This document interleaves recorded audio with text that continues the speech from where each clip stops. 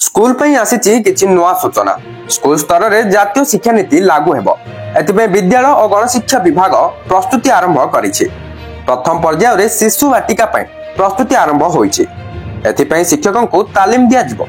मार्च 15 सुधा प्रशिक्षण कार्यक्रम शेष करा जिवो। ब्लॉक स्तर रे तालीम प्रदान करा जिवो। प्रति स्कूल रो जणे लेखाए प्राथमिक शिक्षकों को एथिरे शामिल करा जिवो। 5 दिन धरि ए प्रशिक्षण शिविर करा जिवो।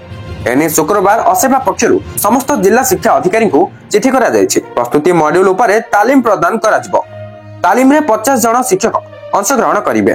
4 जन रिसर्च पर्सन बा आरपी और जने सहयोगी सदस्य रहिबे। तालीम शेष रे प्रशिक्षार्थी को प्रमाण पत्र प्रदान करा जिवो। बाल बाटिका ढांचा रे राज्य सरकार शिशु बाटिका खोलिबा को जाउछन्ती। प्रति प्राथमिक स्कूल रे शिशु बाटिका खोला जिवो।